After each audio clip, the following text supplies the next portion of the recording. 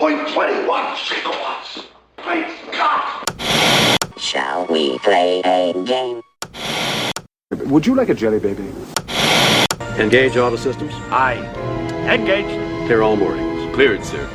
1/4 impulse power. You know how to fly, don't you? No. Do you?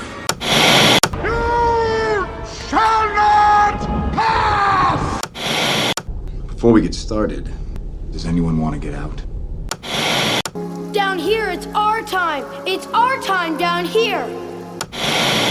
The Force will be with you, always. Hi, and welcome to the Geek Hangout podcast. My name is Mark, and I am joined tonight, as always, by my very good friend and co-host, who's very patient, I might add, because I was having all kinds of technical difficulties tonight.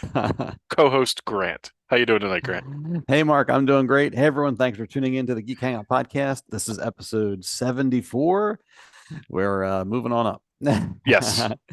We got a pretty cool show tonight. We got so we're going to talk about some Star Wars stuff. Mandalorian. We're up to see episode 3 as of this episode. We got Bad Batch. We're up to episode. I don't even know. 12 or 13? 13. Okay. So we're talking about those tonight.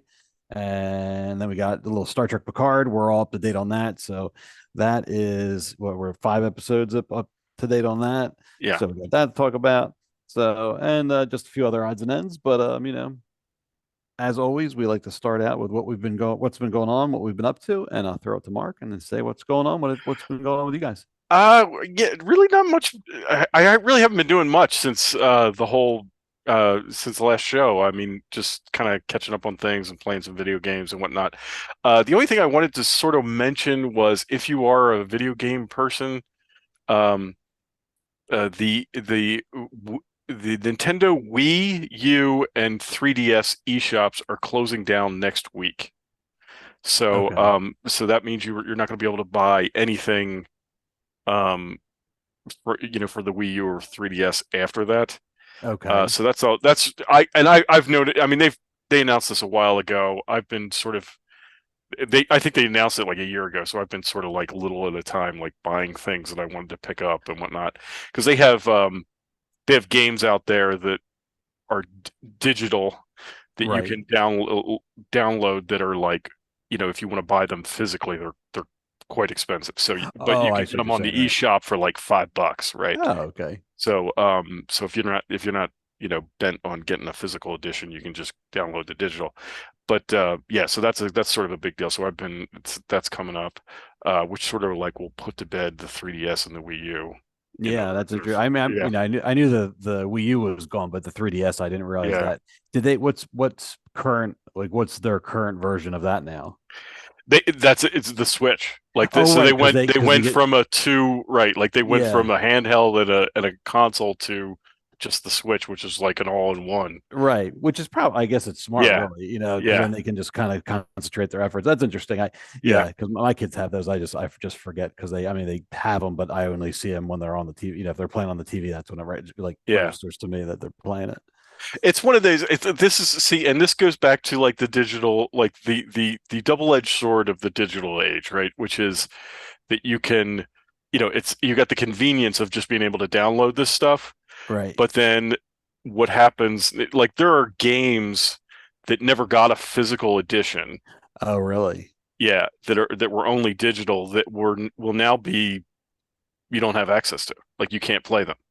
And it's sort of like I mean, you sort of know about like the Doctor Who, like the original Doctor Who eras, where they, everything was live TV back then, right? So they Right. they'd show it, and then that was the end of it. They're like, oh, nobody's going to want to see this again, and they would just erase things and whatnot. Right. Bulk erase entire seasons, or Right. whatever. Doctor, yeah. And then it was only later that people were like, hey, we'd really like to see those again, And Right. It's kind of the same thing with these games. Like there's certain games that are only available on those platforms, and Right. now that they're shutting that eShop down, you're out of luck. Yeah. So it's kind of a bummer.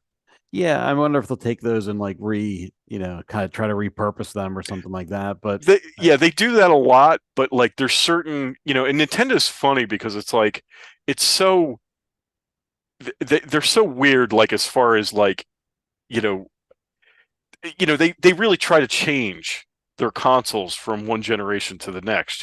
So in some cases you can't take a Wii U game because Wii U had that gamepad, and you can't easily port it to Switch because Switch only has the one screen. Okay. And it's the same thing with like the 3DS. The gimmick of the 3DS was it was in 3D. So if you have a game that was designed for that system, it doesn't really. I mean, you can port it, but you sort of lose something in the transfer. Yeah. So it's So it's the double-edged sword of the digital age, right? Right. So anyway, but that's really all. I really haven't been up to much other than like trying to keep up with everything that's coming out. Oh, okay, good. So all right. So yeah, the only thing I'm kind of doing the same thing, just kind of keeping current with everything. But go to the first slide if you can. I want to talk about the book you got me. So when I turned 50, Mark gave me this book. It is, for those of you that can't see it, it is this gigantic, what it was like 10 pounds full volume. It was crazy. Right. But it's a Star Wars Ralph McQuarrie. I guess it's The Art of, and it's 2 volumes, and it's huge and it's heavy, and there's like 2 big books of it. So like I've had it here, and I've looked through it, and I've had it around and definitely looked at it, but I'm like, you know what? I'm going to sit down and I'm going to read this, I'd like really like take the time to really go through it. So like back behind me, or I guess it's on this side now. No, it's this side. There you go. But anyway, I have a table back there, so like I cleared it off, and I like have I had to get it's like a big It was so funny when I ordered them. I mean, I knew they were going to be like sizable, but I had no idea. Like when it came, I was like, wow, this thing is not what I was expecting. Right. So, but I took a couple weeks, but I went through them all, and I mean, this thing, it's worth it. Like for as a gift, and I know what you paid, but it was awesome. It's really cool, and it has all of his pre-production artwork in there, all the concept art he did for all for the original Star Wars, and then as time went on, Lucas kept him employed, and like he did all the most of the stuff you always see is like the cover there, like pre-production stuff. Right. They're like R2 and 3PO. And I mean, he basically designed these guys, and he designed Vader and the stormtroopers and the look of like pretty much everything. And then when he got to Empire, he did all that again. But then for like Empire, they had him doing like all the, I had no idea. He did like a ton of the matte paintings. So like for the special effects, and like, I knew he did certain ones, but like other ones, like I had no idea that he did. And I had some of the stuff in the book I had no idea was even a matte painting. I just never thought about it. Like in the original Star Wars, when they show the Death Star, like, as in space, I just always assumed it was a model, and here it's a matte painting. Oh, is it really? Yeah. Maybe not all of the scenes with it, but some of them, there's, it's like that. And then I was really impressed with on Bespin, when like where Luke and Vader fight on those like weather vane things that are all sticking out. Right. Like when you stop and think about it, they're not computer generated, because that didn't exist. And like, so they were showing in the book, there's like every time you see it, it's a matte painting, and they were putting those guys in there different spots. And but there's probably like at least half a dozen different matte paintings of that area, depending on the camera angle that they're shooting from, and all that stuff. So it was just really neat. I thought I always knew he contributed a lot to Star Wars, but I didn't realize how, like intricate he was to, like, how much, I guess I should say, I didn't realize how much of his work actually appeared on screen in terms of the matte paintings. You know what I mean? Yeah. Right. Yeah. So, but it was really neat to go through, and like you see, I mean, this guy was just crazy talented, and just everything you read about him in the book and stuff, he seemed very humble, very much just like, like Lucas would be like, oh, I like this, I don't like that, and he'd be like, oh, okay, whatever, like, right. Like, whatever, I'm just here, I'm doing my job. And it was just really neat. That's cool. That's good. It's funny now that we're into all of this Star Wars stuff. Now that it's like you're getting Mandalorian and Boba Fett shows and all this other stuff, and like they always talk about these Ralph McQuarrie. Oh, it's inspired. This was inspired by Ralph McQuarrie, and that was inspired by Ralph McQuarrie. And I was always kind of like, I didn't realize he did that much. I mean, and it wasn't until this thing arrived, and I was like, wow, there's a lot of stuff here. Because I don't know, is this all of it? It's this is everything they could find basically. So Okay, this is okay, everything. So it's like all of Star Wars, all of Empire. He worked a little bit in the beginning of Jedi, and then he sort of trailed off. okay. He didn't do as much for that. But like, what's interesting is like, so at one point they were gonna, he did all these designs for the Wookiee planet because they were going to use that at the end of Return of the Jedi. Right. Or, right? Was it Jedi? But no, I'm sorry. They thought they were going to use that in Star Wars at some point originally, and he did all the stuff. And then when they decided not to, they took that and they used a lot of that stuff for the holiday special. Oh, okay, okay, okay. And then most recently there was going to be at the end of Jedi, there was originally going to be an Imperial planet, which eventually became Coruscant. So he did all this design work for that, and that they didn't use it, but then when they did the prequels, they used it for the prequels. They used it for episode 1 and all that stuff. And which is really neat is, so I'm watching, and we'll get to Mandalorian, but I'm watching last week's Mandalorian, and they're on Coruscant, and they're in the plaza area where the top of the mountain is like sticking out. Remember that? And then there's those cone-shaped buildings kind of in that area. And I'm looking at it, during the show, and I'm like, wait a minute. And I go and look in the book, and sure enough, there's Ralph McQuarrie's painting. Really? Right. Yeah. They literally duplicated it for the show. It was just really neat to see. I'm like, that's oh really God. cool. Yeah. You're like, this was designed back in the mid 80s, I shouldn't even say mid, early 80s. And here it is all these years later, still being used and still influencing what we're seeing on That's really cool. stuff. It was really, it's really neat. Yeah, because he died some time ago, right? Like, I mean, he died in it was long. It was closer than I read, like 2012 maybe. Oh, was it that? Okay, it's but more recent than I thought it was. Yeah, I was surprised at that. But he retired. I want to say so. He kind of like the beginning of Jedi. He said, you know what, this kind of isn't for me, and he kind of bowed out, type of thing. And then when Star Wars had its resurgence in like the 90s. They came back to him and they said, hey, we're going to collect some of your artwork. And they did like a whole nother book, and he added a lot more stuff to that book. He did like new paintings for that book. And so some stuff you see now is from that series. And then he did, after that, I didn't realize he did that big book, and I didn't realize there was new stuff in there, which was also in this, which was cool. And then he did a couple, like, they're like children's pop-up books, but they did something like that with his artwork. And then after that, he said, okay, that's it. And then he chose to retire. And that was like, I would say like 95, maybe. I think he was. Oh, okay. Retired. All right. Yeah. And then he just lived like a quiet little life, I guess. I mean, it didn't really, that was back in the day when guys like retired and actually had like, a big chunk of time in front of them, Yeah. But but it was just neat. Like, it was neat. I mean, he did, all the stuff he did like, Christmas cards for Lucasfilms, over the years, and, just various. Oh, that was at the very, very end. One of the last things he did was those pop-up books, but then he did the artwork for like some of the toys for Galoob. Which really? They were like making the micro machines. He did the artwork for some of the front of the boxes and stuff like that, which is just so random. Yeah. But at the time, I don't know. There wasn't the reverence, I don't think, yet at the time. They're like, yeah, we'll have them do some, do some, some toy boxes, the front of the artwork for the boxes. But, so anyway, it was pretty neat to see all of it collected, and it was really cool just to go through. And like I said, I just, my jaw dropped when I was watching Mandalorian, and I'm just like, I just saw that in that book, Yeah, that's really cool. Yeah. That's really cool. It's really cool. Is there? I wondered. I didn't think so, but like, is there any? Because didn't he do some stuff for Raiders of the Lost Ark? The only thing he did, it was funny, I wrote this down. So in Raiders of the Lost Ark, in the beginning of the book, when Indy meets with the guys from the government, and he is explaining what the Ark is, and he opens the Bible, and there's that picture with like the Ark, and it's on a hill, and the light's beaming down. He drew that. Oh, really? Okay. Yeah. So, but that's all. That was the only piece he did for Raiders, as far as I know, and as far as I remember. But I remember that stuck with me. I was like, oh, okay, that's cool. interesting. Yeah. But it was just really neat just to go through and I mean, even like certain little things, like he did this one sketch of like the trash monster from Star Wars, but it was literally just a sketch, right? But it was like a ball shaped thing, and it was a concept. And then I'm looking at that, and I'm like, that looks like the what were those things in The Force Awakens called, the Rathtars? Yeah.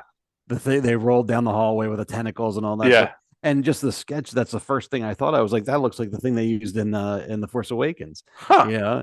And that was the extent of it, was just a sketch, but that's what I thought of right away. I was like, that's crazy. Someone was just flipping through, looking at his artwork, and that popped in their head, and they thought that was neat and ran with it. I think it's so neat that it's it's still influencing everything to this day. Yeah, that's really cool. Yeah. It looks like my video has frozen. I don't know if you can. Yeah. There we Yeah. go. Oh, you're back now. Yeah, that's really cool. It's just it's so neat because I just have always heard, and I knew, like, when I was looking for something for you for your 50th, and I was like, you would appreciate this. I was like, I saw this. I was like, this. You were meant to have this, Yes. But it's just so cool because I've always heard all the, like, I just never realized how much he did. Right. I guess that's where, like, I mean, I always, because I think I remember back to the Star Wars cards and stuff like that we used to get, trading cards, and they'd have some Ralph McQuarrie stuff in there, and I always looked at it and be like, oh, that's really neat. But, like, I just never realized it was he did as much that's exactly work as right. he did. It's crazy. Well, like, I remember I had these portfolios, and I got them much later, like as I was kind of in high school. I started collecting stuff, and I remember I got those portfolios, which were collections of his artwork as Right. individual pieces of artwork, and they had one for each movie. So they did it for Star Wars, they released it, then he did the Empire one, and then for Jedi, since he only did, like, maybe, I want to say, like 2 or 3 paintings for Jedi, but because they wanted to finish the portfolio, he agreed, and he did a few more. Okay. And I remember, it's funny because I always remember looking at everything, and the Jedi ones never felt quite right, and it's because he was doing them sort of based on the existing film versus what was coming out of his imagination. Okay. Which is kind of, I found that interesting, because even, like, back then it didn't quite, it didn't quite feel right, and now I understand why, because he was doing it based on the movie, not based on his concept of it. So that's really cool. yeah. So, but all those are in there too, because that's something I had, and I always enjoyed them, but I never knew what to do with them, and eventually I sold them off, but they were always neat, and so they're all in the book too, and it was really neat to go back and look at a bunch of those again and stuff. Very cool. Very cool. You got to show this to me when I I know. Over. I know, because it's great. It's fun just to flip through. I mean, there's a lot of, like, little anecdotal stories and different things like that, but it's just, like I said, you flip through it and it's just amazing. Just, you're like, oh my God, you're like, oh, he had, his hands were everywhere. It was very, very, very neat. Cool. Very cool. So, but other than that, I've been doing that, and like I said, just catching up on everything. So, I guess that probably can bring us right into, unless you have something else that brings us right into. I don't. Okay. We might as well just go right in. Yeah. So so we're up to date with Mandalorian. We're 3 episodes in now. I think we talked about the first episode in the last podcast. So we have we have 2 more under our belt here. I'll throw it to you and ask. We have the one which was Mando centric, and then the other one which was Dr. Persing. Yeah, like he really wasn't in it at all. So I guess we'll say spoiler alert. So if you haven't seen it, don't. But we're here to discuss everything that happened. So if you haven't seen it yet, go watch it and then come back, listen to what we have to say. I know, right? But so full spoilers. Man, it's fantastic already, right? Like right. And I'll what I was really surprised with is that I really thought that this season was going to be him, making this pilgrimage to Mandalore, right. and bathing in the waters of the whatever, and that's already done. Right. It was done in the second episode. Episode 2, boop, Yeah, I thought the whole season was going to be that. Yes. And I mean, I'm sort of glad it isn't, because it's like where it's headed is kind of exciting. Yeah. But yeah, I mean, I that whole episode with him and Bo Katan, that was great. And then the big reveal in that episode is the mythosaur, right? Right. Yep. Yeah. And what that all could mean for everything, Well, right. It's on 2 fronts, because it's like, first of all, it's like, everything's supposed to be dead, and the mythosaur is living in the water, so that's interesting into itself. And then it's like, then of course Bo sees it, and chooses not to reveal it to anybody. Right, right. And then you're like, well, what does that mean? You know, Right. like, well, what is, because I really liked her in this episode, but now once that happens, you're back to like, oh, I don't know if I trust you again, like, Right. Well, she sort of like she saves him twice. I know. Like our boy was not having a good run. No, he was not having a good few hours there. Yeah, it's really good. Like, I mean, what's cool is like, and now like, they always do that like little teaser at the beginning, right? Where they talk about things. They mention things that are going to be important in this episode from past episodes. Yeah. And they go all the way back to Queel, where he's like, oh, don't they like, where he's like, oh, right, yeah, people, your people rode the mythosaurs, right? Yeah, and he couldn't right. ride the blurg. right. And you're like, wow, man, they like that's really, so I don't know. I'm sort of excited where it goes. I mean, like the fact that Catan is now like, she doesn't have any followers. Right. So now she's joining the cult. Yeah, right. Because she inadvertently bathed in the waters too, and hasn't taken her helmet off. So she's kind of like, well, I guess I'm part of a cult now. Right. Yeah. I thought that was cool, and it's just neat to see. I'm really interested to see where that goes, because what's his name? The big heavy Mando guy, Vizsla, something Vizsla, yeah. He's always been a bit of a jerk, and he's just kind of like, he's there, and you're not quite sure what to make of him, and you can see he's just kind of like, he's not trusting her at all. right. But yeah, I'm excited to see where it goes, and I can't wait, basically. Yeah, I mean, it's been, because it really hasn't been like, well, I mean, not that I was going to say that it really hasn't been very Grogu heavy, but I guess that's not entirely true, because like Grogu's like flying starfighters now. Yeah, right. Right, R5D4's there helping him out. Right. I mean, it's just who would have ever thought? Right. Yeah. No, right. Because it's definitely like I was saying last time, like so apparently, Grogu trained with Luke for like 2 years or something like that. Yeah. And I wish they had communicated that better in the show. But if you just look at it, I mean, Grogu's like using the Force like left and right. He's like throwing those mutant things or whatever they were, like blows that guy out of the cave, and like he jumps into Starfighter and all that. So it's like, he's definitely has evolved much more than just like Baby Yoda, as like the child. He's much more his own thing now. Yeah, and I think he's even like, when they were in the cockpit there, when it was Bo, Mandalorian, and Baby Yoda, right? And he said, "This is the way," and Bo said, "This is the way," and like Grogu said, like, he doesn't. It was sort of gibberish still, but clearly he's trying to say, right? Like he's trying to say the same thing. Yeah, and yeah, that's really cool. I thought that it was funny. I thought that would get more play online. Like he was like trying to say that, and I didn't see really too many people mention that. I thought that was interesting too, though. I'm like, he was just trying to talk, Yeah, right. Like, I think we're totally going to see him, like talking before, maybe not before the end of the season, but I think we're going to see that eventually. Yeah, it's at some point. Yeah. So, but this has been really good. I'm really enjoying it. And then the next episode was all about Dr. Pershing, basically. I mean, yes, there was the Mando bookends, which I enjoyed. They were great, but it was kind of, I really liked it. I know some people online have been like, oh, blah blah blah, but I liked it because to me, it's like, what's better? It's like a whole slice of life, and like talk about world building. Yeah. Like, I mean, they just covered so much. I feel like, to give you an idea of like what's going on in the galaxy, and like how, first of all, how we haven't been to Coruscant in forever.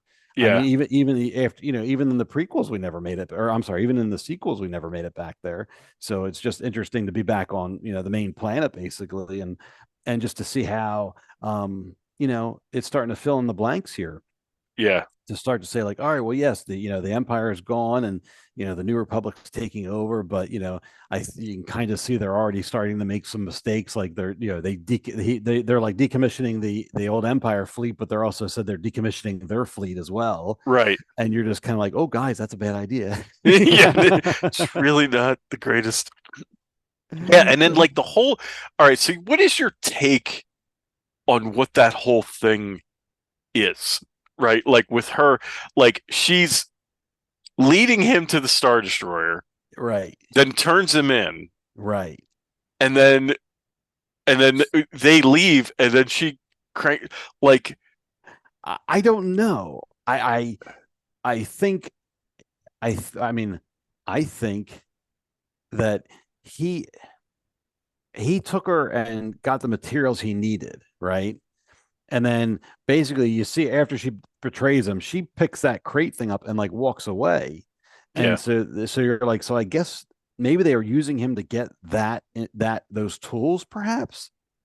And okay, go ahead. Well, and then she fries him. So, but I don't know what that's going to mean, because the Mon Calamari guy is like, "You'll be fine. I'll be here when you wake up." Like, yeah, right. But then she cranks it up. So then you're kind of like, well, I don't know what that's going to do to him. I don't know. Yeah.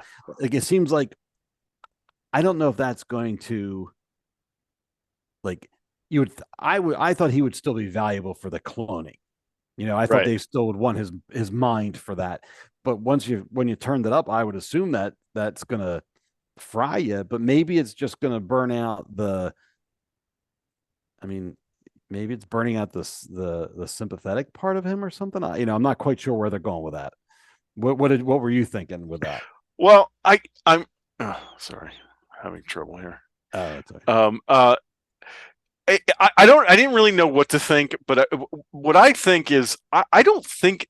I mean, she's clearly. I don't know that she's not still Imperial. I definitely think she's. Yeah. Okay. All right. Yeah. So that's and that's kind of what I was like. Is she maybe one of those? Is she going to end up being one of those like Sith acolytes people that we saw? Do you know what I'm saying? Like that like. I don't think she's. I guess it's not right to say she's Imperial. I don't think she's Imperial, but I think she's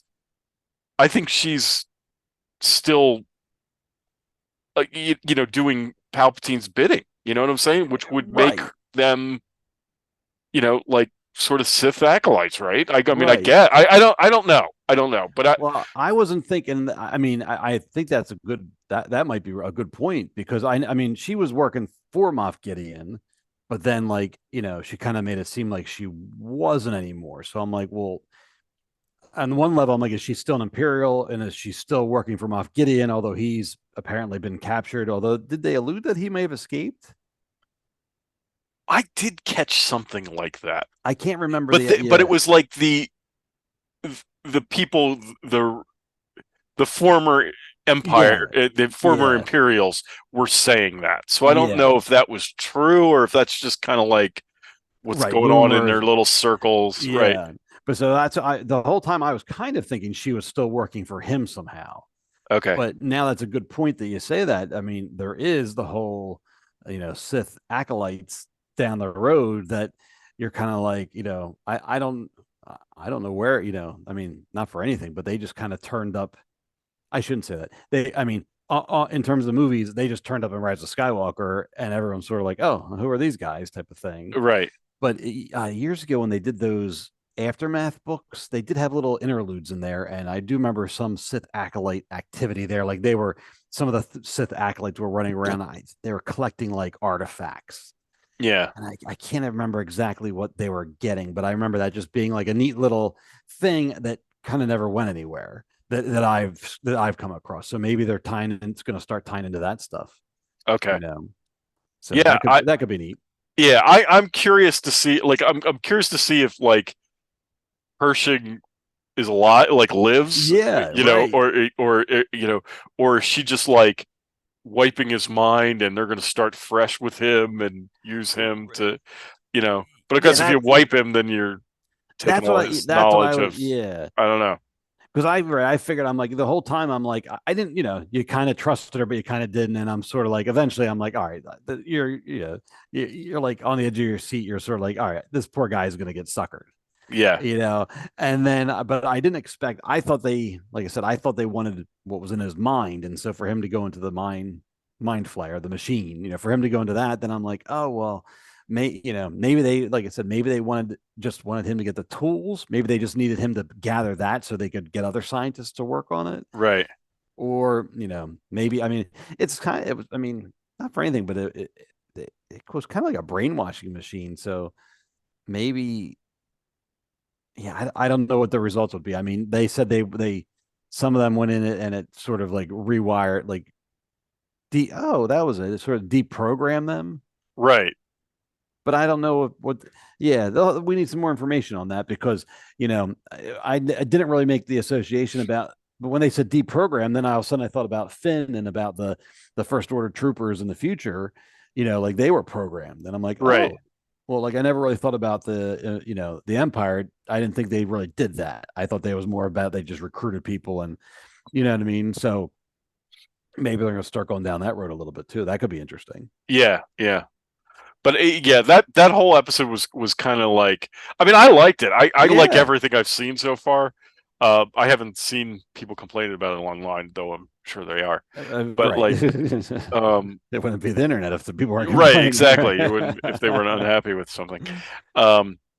Yeah. But so far I really like it. I mean, the stuff with with Bo-Katan, I think is because I was kind of like, I was kind of getting down on her too. I'm like, she's okay. Right. Like, but now I'm like, wow, this is interesting. Right. Yeah. Like that she saw the mythosaur and isn't saying anything about it, and what that could, because I guess in the end, like, you can become the leader of Mandalore because of the saber. Right. Or you could become the leader of Mandalore because you're riding a mythosaur or something, right? Or taming a mythosaur. Right. That's kind of what I was thinking, right? Because I mean, I think they're supposed to be extinct, right? Yeah, she said they were they were believed. Yes, right. They were believed to be extinct. So if she can not only prove it exists and then tame it on top of that, that's like another symbol. That would be another way for her to get back on top, basically. Right. Yeah, so that's interesting. Yeah, it'd be interesting. Yeah, be curious to see what her plan is, because she has something going on. Oh yeah, there's yeah, she's got some ulterior motive. Right. Yeah, but I can't say enough about this episode or these two, this show so far. I'm really loving it.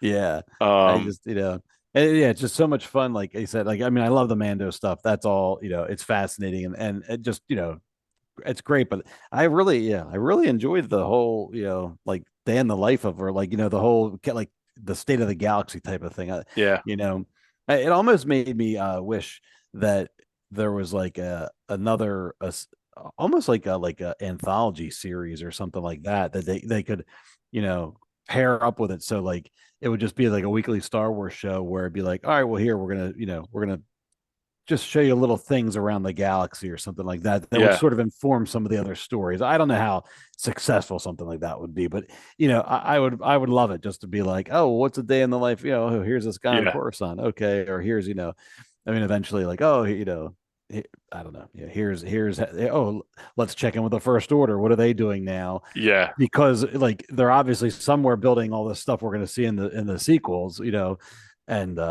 start to see stuff like that. But yeah, maybe that's this whole idea. Maybe between this and Ahsoka, they're going to start hinting around about a lot of that stuff. I mean, they already started dropping the cloning hints and stuff like that. Yeah, so maybe we'll start seeing more and more.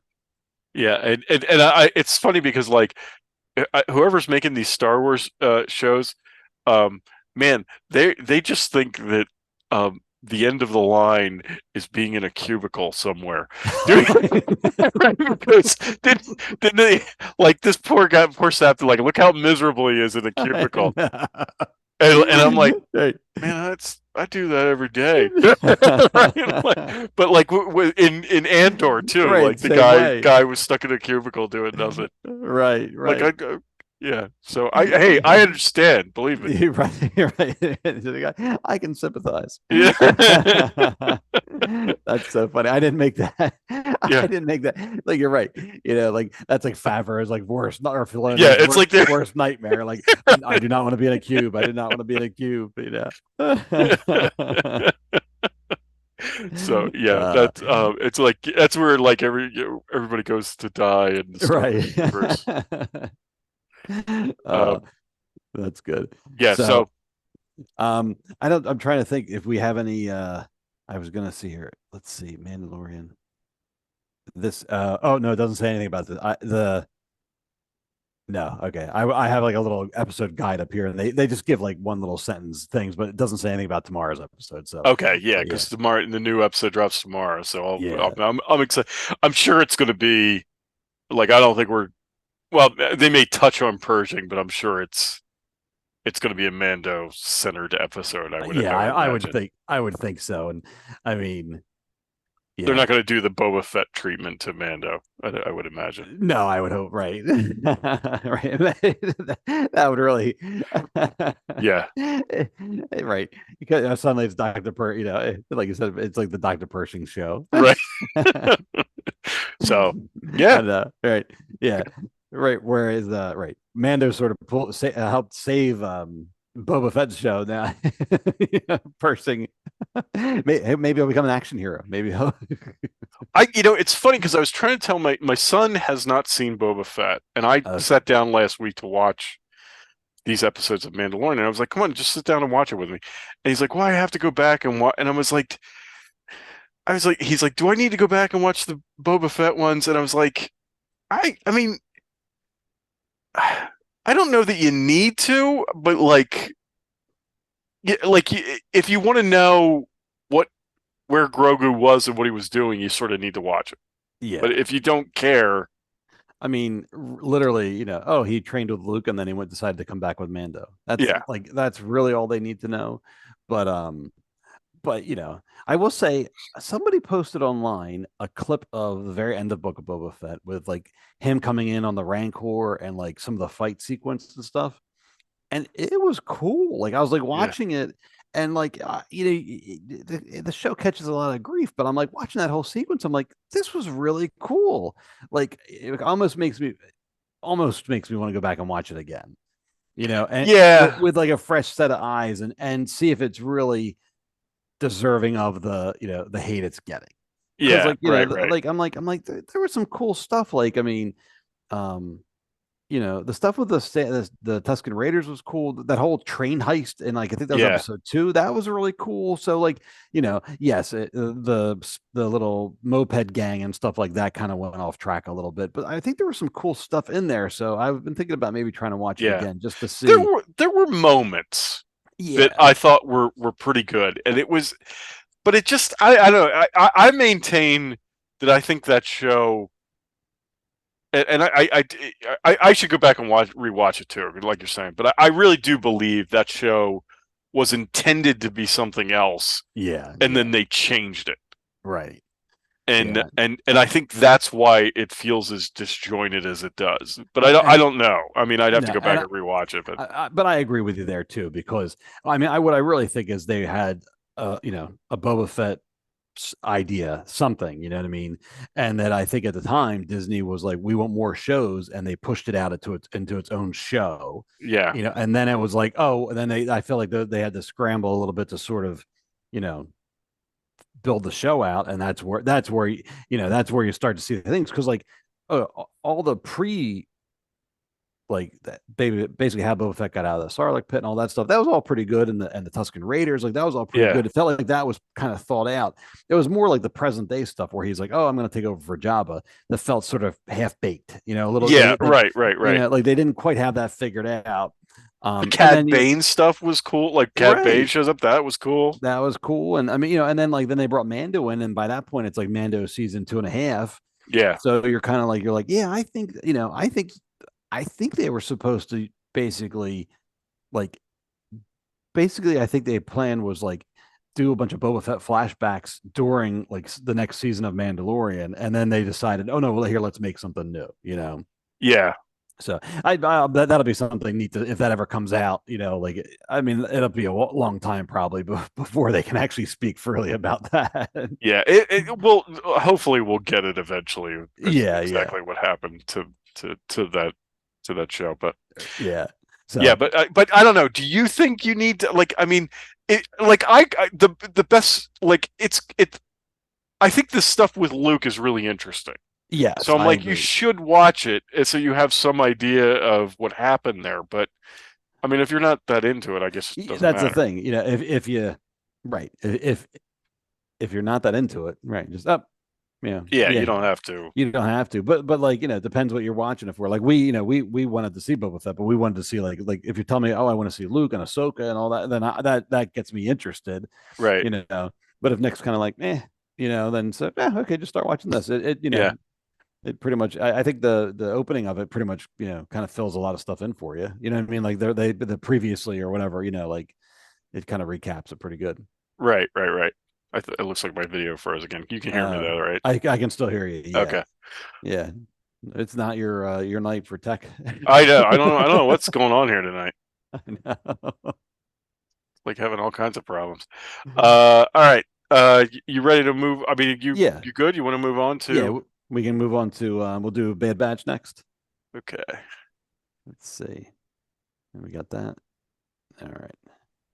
Moving on. There we go. There we go. All right. So, Bad Batch. We are now at we're episode 13. Yes. And I don't know. I'll say this: the last couple of episodes have been really good. Yeah. In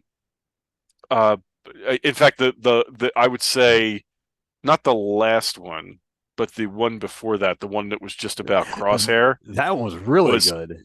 Amazing. I mean, that was among probably the best episode they've had. I would both seasons. Yeah, I think so too.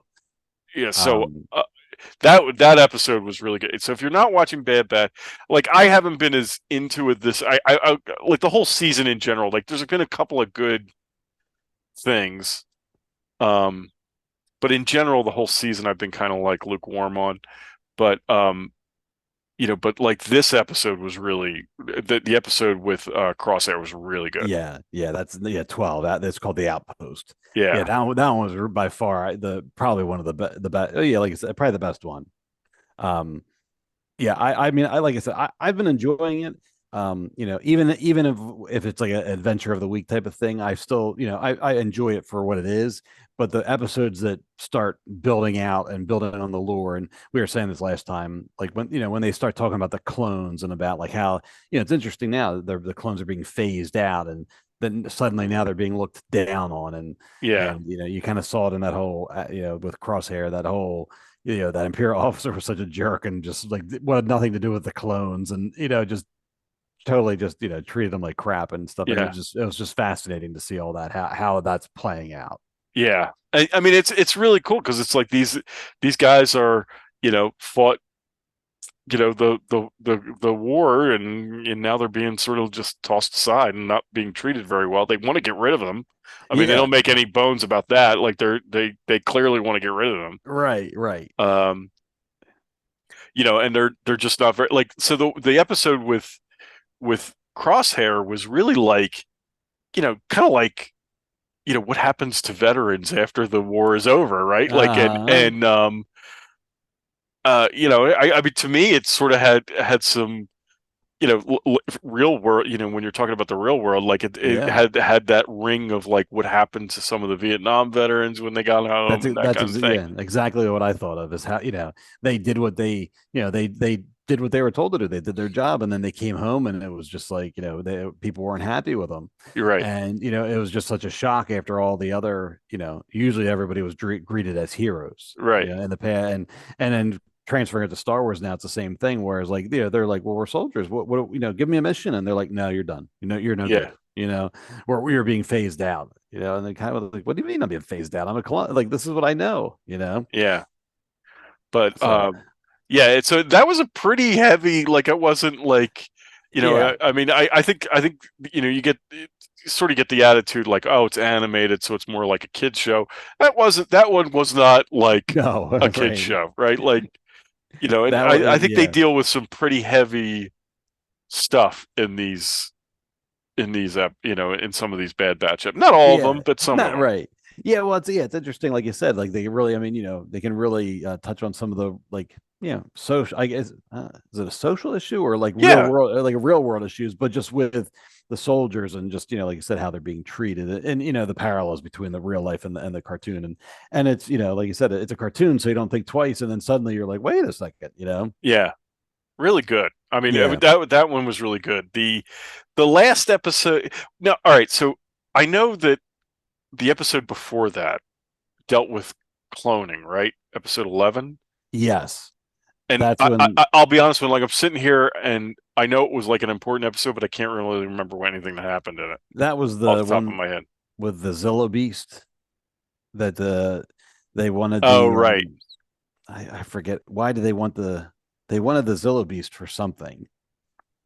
See, I can't remember it either. Well, But I think what was that? Was that the cloning one, or was that there was a cloning one in there somewhere, wasn't there? That was like kind of gave you more about. Oh, that was like back in that was number 7, the clone conspiracy. I think when they had when the Emperor showed up. That one.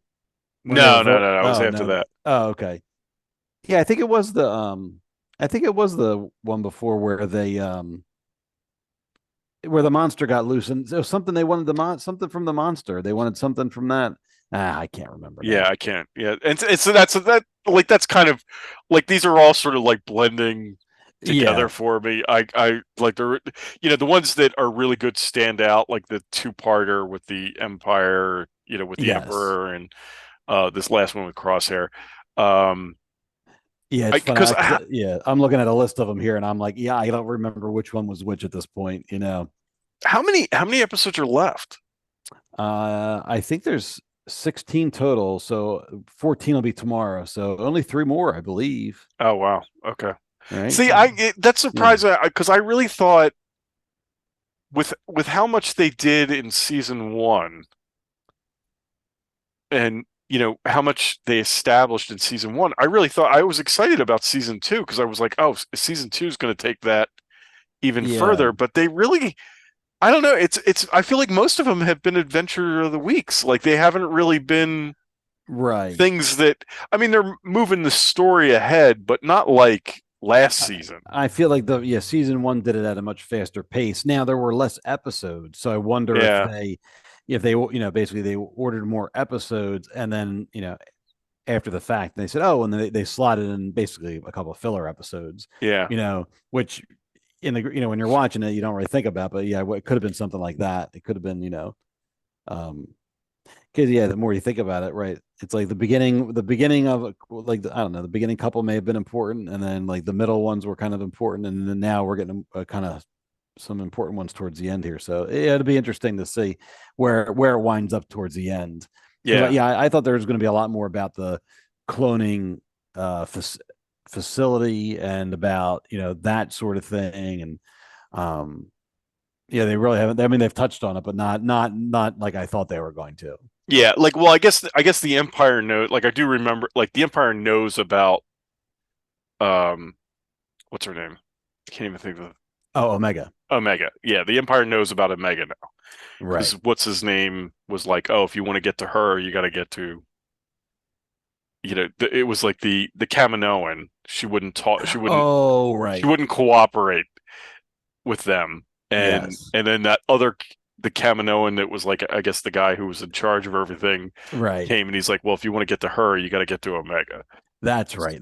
So the Empire knows about Omega now, and so I expect like that, and that's what it surprises me. There's only 3 episodes left because I'm like, now they're gonna like, I mean, obviously the Empire is gonna catch up with them because they're after Omega, and then like what plays out because of that, right? Like, and plus, and I and now Crosshair at the end of that episode, Crosshair appears to be at the cloning facility. That's right. Maybe that's what I'm remembering. That it looks like they sent him there too, right? Right. So Crosshair's there, Okay, I think they're that's what, going to bring out so they're going to cross paths with Crosshair again. yeah.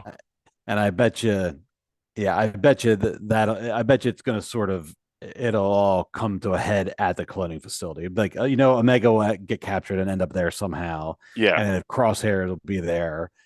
And then I don't know why I'm so focused on the monster, that Zilla Beast thing, but I think they wanted something from that for the clones too. I thought they wanted something with its skin, or I forget what, I can't remember. I remember the Zillow Beast, but I don't remember why they were there or what was going on. But I feel like that was getting shipped off to the research thing too. So it's like, so maybe that's where everybody's going to end up. Yeah. But I don't know. I mean, I assume there'll be a season 3. Yeah. I haven't heard any announcements yet, but I wonder if this will end on like a cliffhanger and then lead into season 3. Like, I'm sure. Yeah. And I mean, it's good. Like it's good. I just don't think it's as good as season 1. Like I thought season 1 was really strong. This I'm just sort of like, Right. Yeah. But I agree the same way. Like I said, the stories that either build the world out or move the story forward tend to be the ones that I enjoy much more than just the adventure of the week, which is still fine, but right. Yeah. Yeah. So it's right. Yeah. Check it out. Yep. We'll have to see. We'll see where that heads in the next couple of weeks. Yeah. The only other thing, so I guess that wraps up Star Wars, right? Yeah, right. That's or at least what's in our deck. But like, the only other thing I think I don't know if this was an announcement today, and I can't look it up because every time I try to look something up, I forget. But the Damon Lindelof is leaving. Like, what was he attached to? So the last rumor I heard is that he was working on a sequel to the sequels. So okay. This is take it all with a grain of salt here, but last I heard, so he would have been working on episode 10. Okay. Whether or not it was going to be 10 or whatever, that's another story. But that's the last I heard, that he was sort of working in that area. And there's something with him last week came out, and it sounded like he was still involved, but he did say something to the effect of like, sometimes when you're cooking, you have to question why you're even in the kitchen. Or he said something very cryptic like that. It was like, sometimes when you like to eat, you should just eat and not cook, or something along those lines. Yeah. Like he's too close to it, basically. Yes. Right. And then of course today it came out that it sounds like he dropped out. Him, and he had a writing partner, but it sounds like they dropped out of the project. And I think they said the Lucasfilm already has a replacement lined up, but I'm not sure about that. I don't know. I'm torn on this because on one hand, I like some of the stuff that he's done. I mean, he did a really good job with the whole Watchmen show to follow up the comic. He was responsible for that, and that was like something that he was very close to, but he got it. Like he did a sequel that I felt was worthy of the original comic book series. Mm-hmm. They have tried to do other comic book sequels, which were never good. You know what I mean? Okay. So I was excited for that. I mean, he did Lost. He did some other things, which, in real time were good, but in hindsight, you're like, that was just a bunch of mystery box crap. Is he a director, or is he a writer, or is he both? As far as I know, he's just a writer. Okay. So he's done a lot of the writing on stuff. But he did Lost with J.J. Abrams, and so, but I'm trying to think. He did a show called The Leftovers on HBO, which I never watched. I think he wrote the J.J. Abrams' first 2 Star Trek movies. I think he was a writer on those. Oh, okay. What else did he did? The Watchmen show. He did Lost. I feel like he may have done the one. What was that one? Aliens. It wasn't. It was Prometheus. It was sort of like a sequel to Aliens, but it really wasn't. Oh yeah. It was one of those. But he did that, and I know a lot of people like that was a bunch of like. It asked a bunch of questions but didn't answer anything, and a bunch of people didn't like that. I know. So I think it's safe to say, like, he has a very hit or miss record. Like, he can be very good, but also I think he can be also a miss. And so, I know how much Star Wars meant to him. I've heard him talk about it, so I was excited to see him attached to the project. And I was excited to see that Lucasfilm was considering pushing forward with the sequel trilogy, just to, as much as I enjoy going back in time, I feel it's important to keep going, Yeah, they got to pushing keep forward, right. you know. So yeah, so I don't know. I mean, I know, it's not unusual in general for writers to, start a movie, do so much, and then leave, and then they'll bring other people in, and so I know that's not that unusual. Just, however, given Lucasfilm's record with everything these days, it's I, just, you're yeah, kind of like, oh, all right.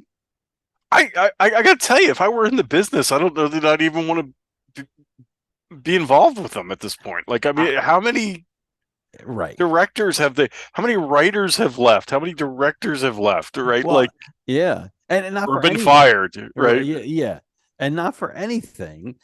But on the flip side of it, I mean, fandom is not exactly easy.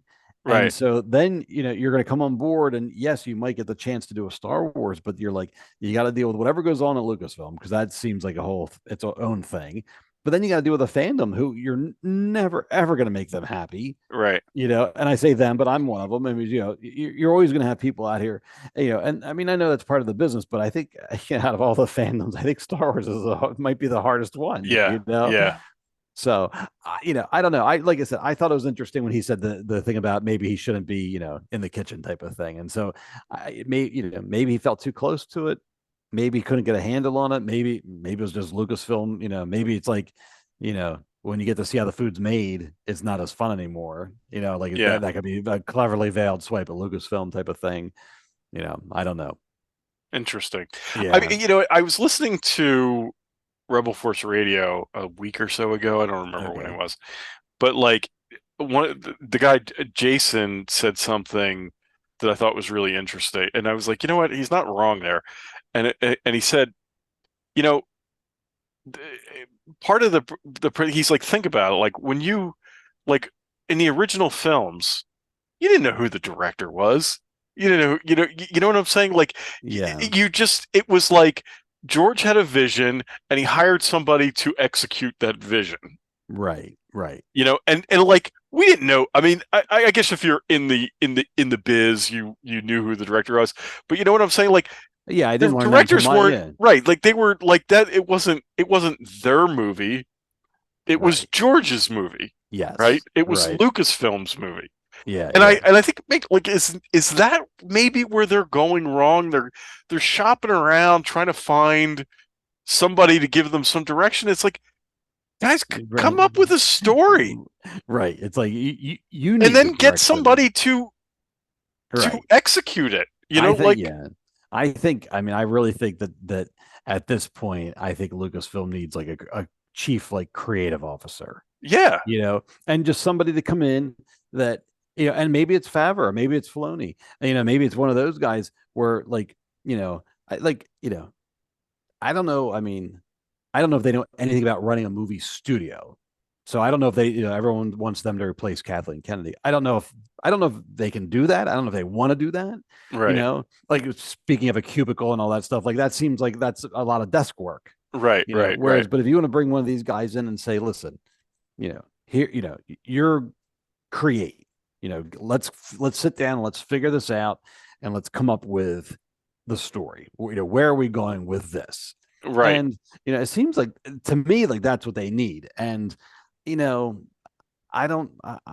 know. I don't know if they're hesitant to put all their eggs in, like, do they want to put all their eggs in that basket? Like, what if we hire this guy for 3 movies, or what if we hire a chief creative officer, but then he sucks, or like, yeah, I don't know, or maybe, not for anything, maybe Kathleen Kennedy or maybe Disney doesn't want to create a potential monster. You know what I mean? Like, you could have somebody that has all that power, but it's almost like the Kevin Feige thing and Ike, what's Perlmutter. Perlmutter. Yeah. Right.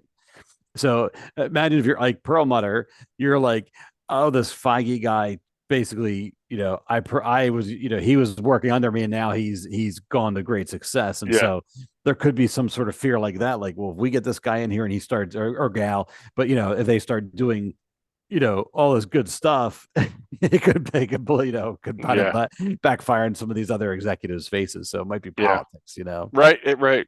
I mean, because it just feels like they don't have any direction. They don't know what to do. They have this property. Right. I mean, now that's it. Like, I think they've been very successful on Disney Plus, right?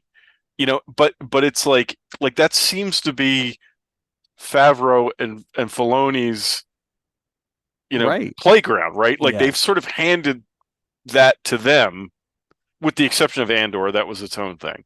Yeah. Right. Yep. But they've handed the TV stuff to Filoni and Favreau, and they have a direction. Right. Like they have a story they're trying to tell, and I mean,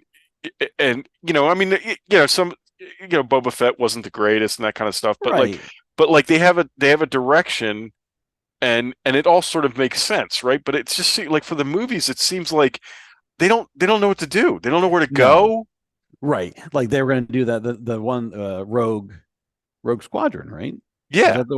Right. But then it's like they never said when it was, because like Rogue Squadron to the original guys, and to the EU fans, Rogue Squadron, it was like Wedge's Squadron, and that means that. But then like, I know the poster had the sequel X-Wing on it, so everyone was like, well, is this going to be a sequel trilogy? What is this? Excuse me.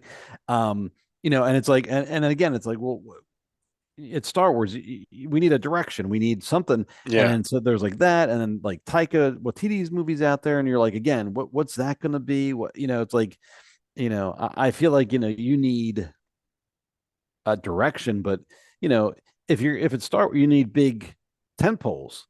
You know what I mean? It's like, all right, here's the Star Wars movie, and it's like, oh, it didn't work for him, but that's kind of what they were trying to do with like Rogue One and Solo, is like, here's the tent pole, and then, oh, here's a side Solo movie. Yeah. And that didn't work. But I mean, it almost, if they had properly, if they had given it room to breathe, Solo probably would have been a more successful movie. You know what I mean? Right. Definitely the timing hurt that movie. Yeah. But like, when did Rise of Skywalker come out? Was that 2019? Yes. So we're going on. So we technically should have had in December a new Star Wars movie. Okay. That was when because I remember them being like, oh, we're going to take a few years off and then we'll be back. And at the time was like, oh, that's a long time. Here, then it came and went. So it's not a big deal. But we're going on, it's going to be 3 years, 4 years. It's going to be 4 years. And they don't even have anything in the pipeline, it sounds like, right? There's all these like movies they're talking about. Oh, it could, but like, it's like they have an idea, then that guy gets fired or somebody leaves. It's like, I don't even know that they have anything in the pipeline at this point. I mean, I feel like there's like a ton of stuff in development, but nothing is leading the pack. And it's it's gonna, I think it's gonna suffer. I think it's, I'm just amazed. I would hate to see and I love, we just raved about Mandalorian. Mandalorian's great. Right. We raved about Andor before that. Andor was great. So what they're doing on TV is fantastic, but I would hate to see it. I would hate to see Star Wars confined to television. It's like I want to see a movie. Right. You want a big giant movie, and I mean, I don't know. Yeah, I don't know. I'm not sure. I mean, I know. Aside from Star Wars, I know the industry is changing. I know like Marvel, they're scaling back now because Ant-Man and didn't perform well, and so I don't know, but I think at the end of the day, it's like you need a big giant Star Wars movie. Yeah, and that's the easiest way. You just need that, and I don't know. I mean, yeah, I'm very surprised that by, like you said, by now, it really feels like there should be something. And maybe it's all behind the scenes. Maybe celebration. I think is in April. Oh, and, that's right. That's right. And so maybe they're going to start announcing stuff there. Maybe maybe there's other stuff, but I feel like just if like it's leaking that people are quitting, You know, like if that's true about Damien Lindelof, and it just feels like other stuff should be leaking out now too. Like, oh, we're pushing ahead with this other movie, or I don't know. It's not a great look. It's just not. It's not No. a great look. It just looks like it looks like they don't know what they're doing over there now. Right. Like that's Right. what it looks like. Yeah. I mean, maybe that's not true, but that's what it looks like. That's what right. Well, early on, I was more willing to defend Kathleen Kennedy and be like, Yeah. oh, well, I'm like, she's been around forever. She knows what she's doing. But now it's kind of gotten to the point where, like, you can see the failures of the sequel trilogy, and then you hear like again, this is shelved, this is canceled, this guy quit, and yeah, I know maybe that's how the industry works. I mean, I know that's how certain things work, but it just, I don't know. It seems it just seems like an awful lot. So, right. Like if they're not, like they shouldn't even be announcing stuff. Oh, if they don't know that it's gonna not, you know what I'm saying? Like I think there's too much of that, and that's true of, that's true not just for Star Wars. It's also true of Marvel and others. Like if they don't know this thing is going to happen, then why are you talking about it at fan events and stuff like that? Like that's what's it's one thing if it's frustrating. It's one thing if the fan sites pick up on it, or like it's like rumors and all that. That's one thing. But like I feel like all this the Star Wars stuff, like all that was like officially at one point or another, it was all officially announced, and then it's like, come on guys, what like at Comic Cons and stuff. Like it's not like it was like it sort of, like you're saying, like it sort of leaked out and like the press. No, these are things that they said were happening. Well, right, they're trying to replicate Marvel, because Marvel used to, they have their board and they have all the titles start popping. Right. I remember Lucasfilm did that on the one, and like half the stuff didn't happen. But remember they announced, this is not Star Wars really, but Lucasfilm announced like it was like the Children of Bone, or it was like some book series that they optioned that they were right, and they announced it. And then like it kind of nothing happened with it, and then suddenly you find out it moved over to a whole different studio and just went away. And I'm like, all right, well, I wasn't that excited about it anyway. It wasn't Star Wars related. I didn't, but I'm like, why on earth would you announce that and put that on your big giant billboard? And then it not only goes away, but it goes to another studio. It just seemed like very, haphazard. And maybe that's not Kennedy's fault. Maybe that's, maybe that was Disney's fault, or the promotional people's fault. Or, right. I think it's a marketing thing. Yeah. I think it's a like they have these big fan events, and they're like, well, we got to talk about something. So what do you got? Right. Yeah. And, because I think like Disney just did that at the last D23. It was sort of the same thing. And maybe it's just a Disney problem. I don't know if it happens in other places. Yeah. But like, at D23, they had virtually nothing to announce, as far as like parks or anything like that. Right. And so it was a lot of stuff like, oh, this is what we're talking about doing, and this is what we're talking about doing. But it wasn't anything concrete. Yeah. It's all just like, I saw some of that. Yeah. And it's, I mean, some of it was really cool, but it's like, what do they call that? They call it like blue sky. That's it. Blue sky. It was like, so it's like, I don't know, maybe they shouldn't be announcing stuff. Like I'd rather them not announce something that they don't know is going to happen. Right. Yeah. It's like, blue sky stuff is neat, but it's like, don't announce it, because what happens when that doesn't happen? Then you're going to look like a fool, or, you're going to get people all their hopes up, and like, I mean, with all these new Star Wars, because it could be like, exactly like you're saying, like it could be like, oh, this kind of stuff could happen all the time, but like we don't know about it because we don't, but because nobody's talking about it. But if you go to a fan event and say these things are happening, and then they don't come through, they don't work out, then everybody's going to start being like, well, do those people know what they're doing over there? Because right, they do not have their act together at all. Right. I know. So anyway, well, hopefully, like I said, hopefully with Celebration, maybe they'll wow us with some concrete information, but like I hope so. I hope so too. I have a feeling it may be a lot more, blue sky, more like, oh, well, we're working with this director now, but then it's like, well, all right, well, we know he's getting fired. Because the only thing that seems to continue for all eternity is the Rian Johnson trilogy. He keeps saying he's doing it. they haven't said that he's not doing it. So that's like the only thing that's because even isn't like even the Taika Waititi thing a little questionable at this point. I think I can't remember. I don't remember if any but I seem to remember at least it got bumped. Yeah. I don't know if it got shelved officially, but I know the Kevin Feige thing got shelved. Like, right. He was supposed to be doing a Star Wars one or producing it or something, and then that got shelved. I can't remember if Taika's got shelved or not, or if it was just sort of like I don't know. I feel like after Thor: Love and Thunder, they were just sort of like, okay, we're gonna take a break from you now. Right. Well, it's the same thing that happened with the Game of Thrones guys. Yeah. Right. They were the hot thing, and they're like, look, we got the Game of Thrones guys, and then Game of Thrones ended. Right.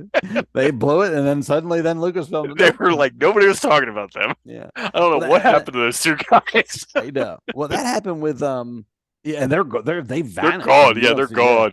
But that even happened with Colin Trevorrow, who was supposed to direct what became the Rise of Skywalker. He had a movie come out, and it wasn't one of the Jurassic Parks, but it was some other movie came out, and it was like a bomb, and it was horrible. And like shortly afterwards, boop, he left the third movie.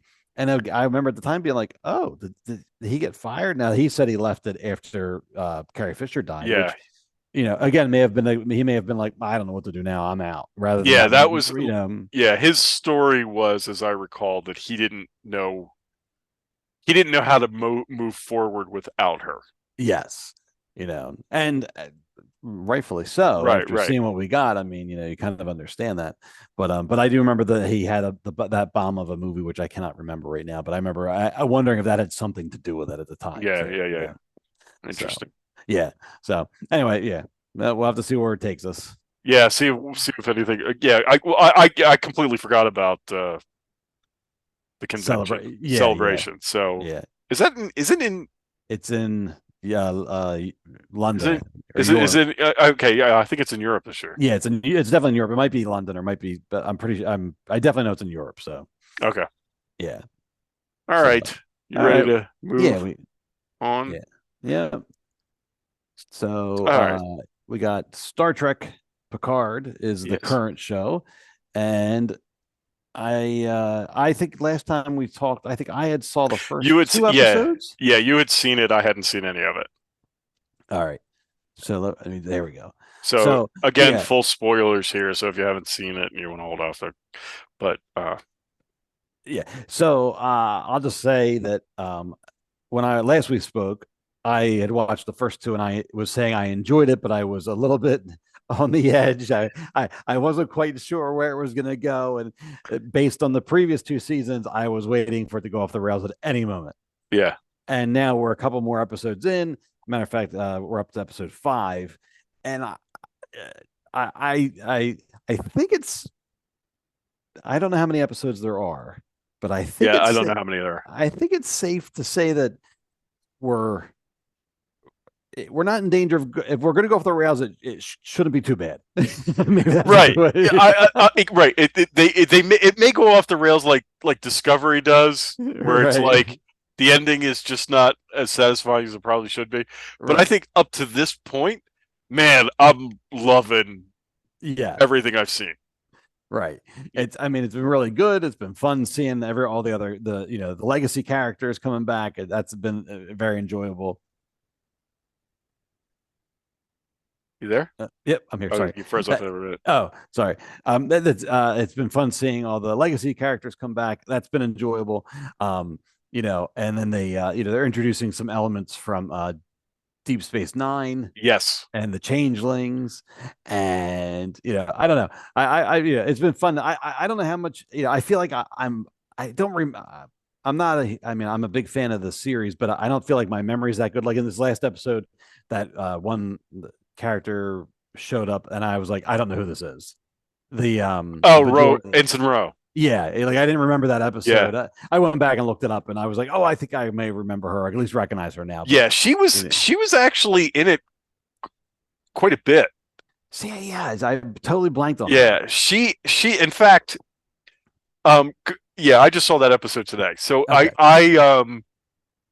I think I had seen that she, like I sort of got I saw a picture of her, so I don't know if that's a spoiler, but I saw she was coming.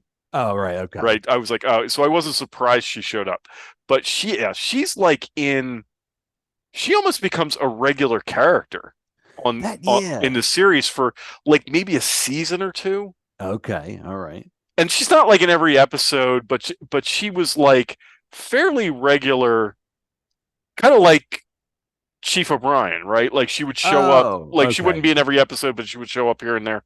Right. And she was fairly regular for, I'm going to say, for like a season or two. Okay. And then she left. But I really think they like I've never been able to confirm this, but like I really believe a lot of what they did with DS9, right, sort of originated with Ensign Rowe. The thing that I just read when I would have looked her up, it said that originally she was supposed to be, I forget who was the Bajoran on Deep Space Nine. What was her name? Kira Nerys. Yes. Okay, so apparently that was supposed to be Rowe, right, originally, and then because whatever happened, the actors decided not to go forward with it. They created her and went in that direction with the show. So I guess a lot of that was, like you said, a lot of that was leading up to her heading to Deep Space Nine. Yeah. And it was sort of like, because they gave a lot of like I think she was like the first Bajoran we ever saw. Okay. And it sort of gave like it started that rudimentary, like, she was from this planet that had been, had been under the control of the Kardashians, and they were rebels, and like, it all started with her. Okay. And then I think they were like, hey, this isn't a bad idea, and then they developed kind of like, unless they had the idea to begin with and ran with it. I don't remember. Yeah. Exactly. But yeah, she was an interesting character. And then in the end, like what he's talking about, like she ends up like Picard is using her as like an agent with the Maquis, and she ends up defecting to the Maquis. She leaves Starfleet and goes to the Maquis, and that's the last you see of her. And I think she, like you're saying, I think the actress decided, I don't want to do this. I want to do other stuff, Right. And so she just left Star Trek. But I always thought she was an interesting character, so it was cool that she showed up again. Yeah. And so I thought that was neat. Yeah, but I mean, they're just doing like I really like again, full spoilers here, so you're like, I didn't think I loved. All right, so when they introduced Jack, right? Mm-hmm. I was sort of like, here we go, right? Like, I was like, are we going this way, or is this where we're going? And but like I kind of like what they're doing with it. Like, I mean, it is sort of like a trope, but I'm kind of like okay with what they're doing. I would say the same thing. Like at first, I kind of rolled my eyes. I'm like, oh, here we go. But it's become interesting. I'm enjoying it. I'll say the same thing when they first left the A storyline and they went over to Raffi initially. I'm like, oh, all right, here we go. Like initially I was not interested until then, of course, Mr. Worf shows up, and then I'm like, well, hot damn, like right, exactly. Yeah, I couldn't get right that whole storyline. I was like, why is she just not with them? I didn't know. And then I'm like, okay, now I'm okay with it. Right, yeah, right. And then you're like, because those two together are great. Right, they've been really good, and it's like that's a lot of fun, and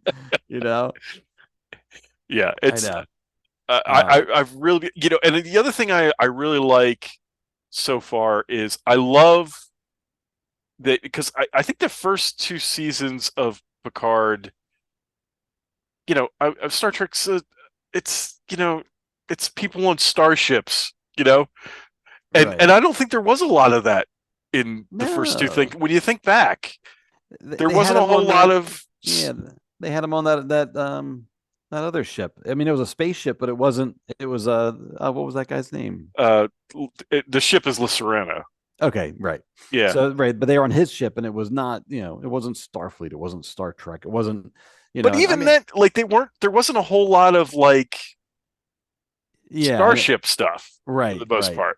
Yeah, the ship was their transportation, but I don't feel like there was a lot of the Star Trek battles and stuff like Yeah. that they are used to, This, like the first few episodes of this show, man, I'm like all in, and and Riker takes command, That and was he's cool, arguing with Picard, and like I thought that I loved all that. I loved that the actual captain doesn't like either one of them, right. I thought that was cool. But even that is like I like what they did. Like it's not like he just doesn't like them. Like Right.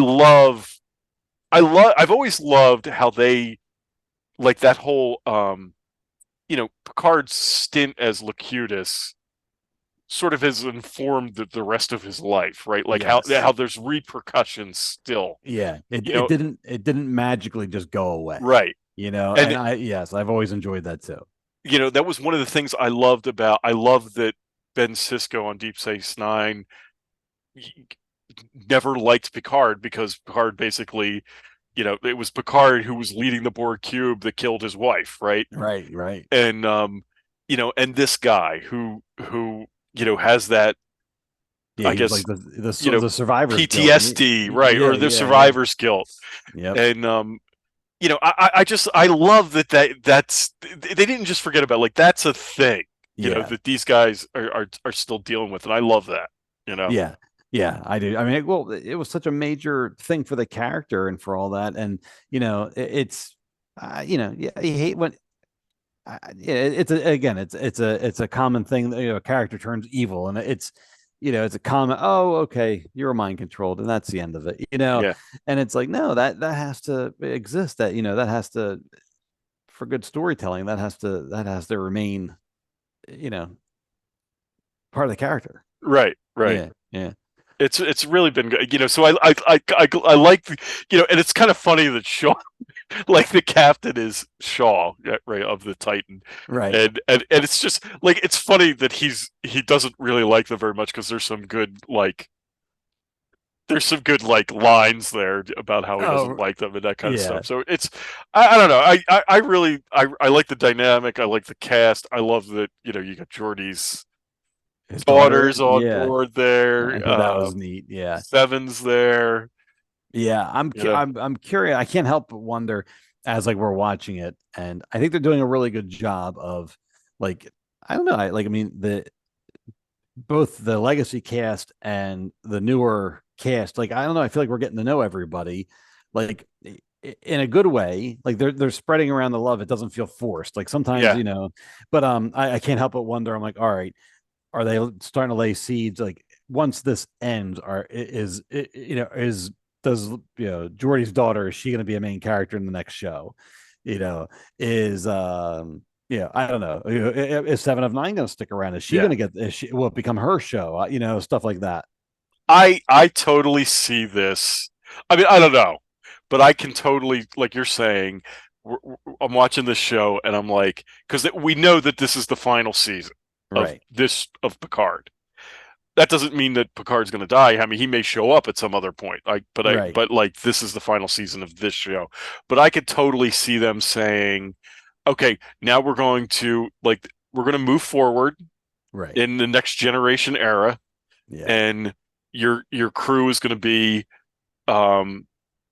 maybe Shaw is still the captain, or maybe Seven becomes captain of the Titan, and Geordi's daughter is part of the crew, and Jack is part of the crew, and I could totally see that happen, because the guy that plays Jack, is very good. I was surprised. I was surprised too. Like I said, I initially was not expecting. I'm like, oh boy, but I like I like this character, but I like the actor. I mean, he's I'm into it. I'm believable. He was. It's funny because like I was watching this the other night, and Bridget, my wife, was watching it with me, and we both instantly recognized that actor. Who's the actor? I got his name here. Okay. But like we immediately recognized the actor. He is Ed Spielers is his name, Okay. and he was in Outlander, Oh, funny. and she Okay. loves Outlander. Yeah. And Yeah. he was in Outlander. He's sort of like the villain of the season, Really? Okay. and is really good. Oh, And interesting. I even remember like when we were watching it, I said to Bridget, I was like, man, I'd really like to see him, like because he was a great villain, Oh, you okay. know. And I remember saying to her, I was like, man, I'd like to see him as something else, or I'd like to see him like play a different, like a good guy or Yeah. something. Right. And now we got Yeah. it. So So, there you go. Right. Yeah. but I can totally see him, Right. becoming part of the Star Trek universe. Yeah. Like I could Right. totally see that happening. Yeah. I mean, it could almost be right if the next show has a crew, but you could almost like see a lot of people tuning in to watch his journey. You know what I mean? Like, Yeah. because he's got. I mean, he's a Picard, so he's got that. He's got all that. He's got that the legacy to uphold type of thing. Yeah. Yeah. So I did you catch? I think it was I don't know if it was in the last episode. It's in the episode where they get out of the nebula. Right. Did you catch there was a Wesley reference in there? Did you catch that? I can't remember what it was, but He said something like they were doing something, and he's like, it almost makes you want to join the Q universe or become a Q or something like that. I was like, I think that's a Wesley reference. It's a shame, like not for anything, but like they have Beverly Crusher running around now, but like last season they had Wesley show up. Remember, it was like a one-off. It was just very random and very much just like what I remember just being like what, and so what happened here? Yeah, like they were just checking boxes or something, but like it would make more sense for him to show up here. And not that I know how they would work it in story wise, but it was just it just was odd that they wasted his cameo last season for what. You're right. Yeah, but I really really like what they're doing with the show so far. Yeah. And it's like you said, it was like because Picard really started season 2 really started going off the rails like episode 3 or 4. I feel the same way. Yeah. It was and when it started going off the rails, I was kind of like, well, maybe it'll all make sense at the end, and then Right. it just didn't. No. Yeah, But, I know season 1 wasn't bad, but it wasn't good. It wasn't great. Yeah. Now this I'm just I'm curious to see anything about this season that I'm interested in is like, just from we have the trailer running here. They have you see like Moriarty shows up at some point, right? Who? Am I saying his name right? Moriarty? Isn't he the guy from the I must have read it online, the holodeck, the Sherlock Holmes villain? Oh, Moriarty. Yeah. Yeah. Okay. So if you watch, he shows up in here somewhere, and he was like, he was from a holodeck episode. Yes. He shows up in the trailer, and then you have. I was wondering who that was. I saw it in the Yeah. trailer, and I didn't know who it was. Yeah. And then Brent Spiner shows up as somebody, as assuming Lore or somebody like that. I think he's going to be Lore. Yeah.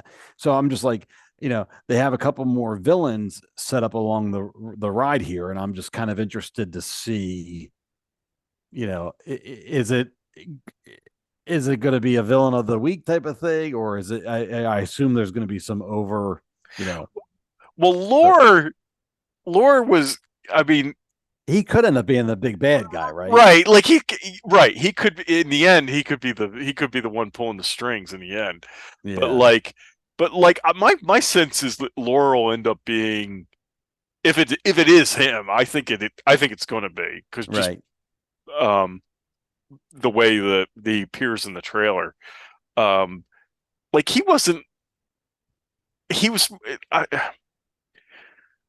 like a menace, but never really a villain. Oh, okay. Like I mean, he did some bad stuff, but like.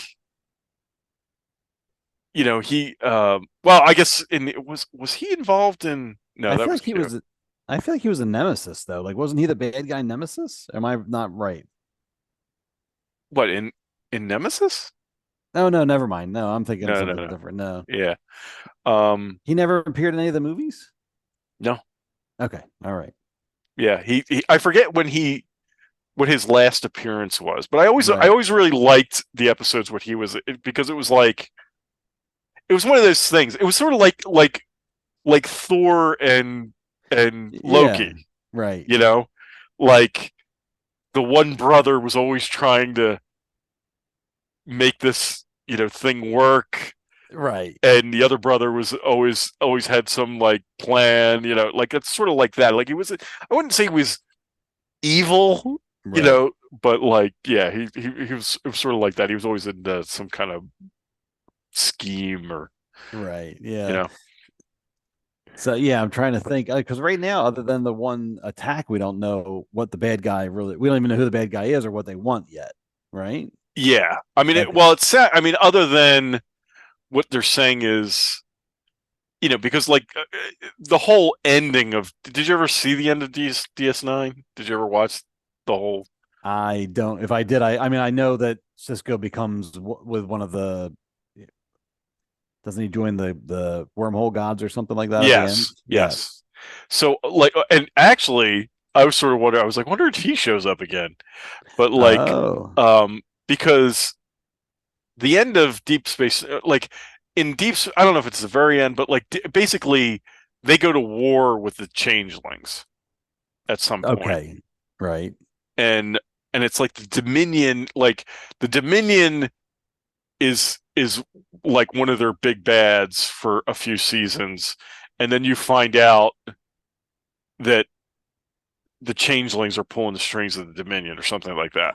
Oh, They're behind the Dominion. So they're sort of at war with the changelings for a while, and then that gets resolved, but I don't necessarily remember what happens. Right.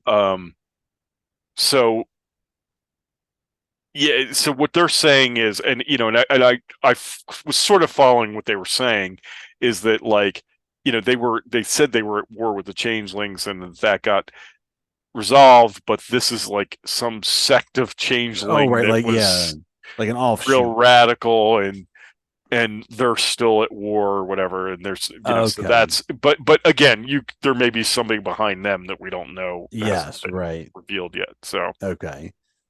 But now they had a nice Odo, or like they referenced Odo, or Worf referenced Odo. He didn't say him, not by name, but yeah, but he said something like my friend, or he said something like that, right? What did Odo I know the actor died in real life, but did Odo die in the show? No, Odo went back to the lake with his people, right? Right. Odo goes back to the changeling homeworld. He becomes one with the whatever. I think I remember that for whatever reason. Yeah. And became part of the because it was like because I think him and Kira, like by the end, I think they're married or something. Oh, I didn't. Or they're definitely together. Oh, okay. And then he decides he needs to go back to like change things or whatever, and so that relationship. I don't know if they're married, but they're not married, but they're like together. It got very soap opera. It did get very soap opera. And yeah, I never loved that whole thing with those two. I never loved. Yeah. But like yeah, so that's what happens. He goes back. Okay, all right. But it was nice that they even had a picture of him at one point when they showed the bucket. There was a picture of Odo underneath. Oh, I didn't pick up on that either. Okay. That's interesting. Yeah. It's interesting to see how much they are really pulling in, and they've mentioned Janeway a few times now, and then you have 7 of 9, obviously. So they are really pulling in all the different threads from the different Next Generation era to you can't help but think that they're telling a good story, hopefully, but also using this as a launch pad for a future show. Yeah, and they're probably like I think whoever the actress was that played Janeway, it's Kate something. Milgren, Mulgrew, right? Mulgrew, right? And I think she said she would come back. So they're at this point, Paramount's probably like, sure, bring it back. We'll do a show. Right. Yeah. So and I'm sure they're all looking and seeing how successful this is, and right. But I like the actor who played Cisco, he's still alive, right? Yeah, I believe so. I forget his name, but I believe he's still alive. I think he is. Well, I know I've seen other people mention that they hope they wonder if he'll show up and different things like that. So he must still be out there. Yeah. You know. I mean, I don't know that he was like always a bigger actor than some of these others. Yeah. I mean, this Avery point, Brooks. Yeah. All right. But I mean, at this point, if you have, Patrick Stewart's doing the show, if they could probably easily, but I wonder if he comes back, if he would want his own show. You know what I mean? Like if he's I don't know what, maybe he's not acting anymore. I don't recall if I've seen him around lately. Yeah, I don't know what I've seen him in. Yeah.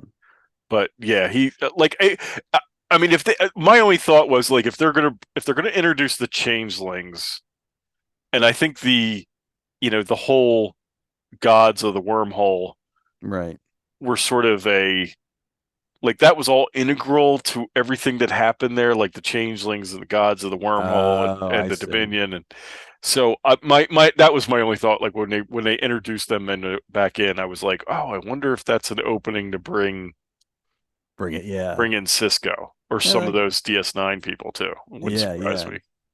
But but like they already have all this other cast, so I don't know that they're going to go there. That'd be an awful lot of people to start juggling around, right?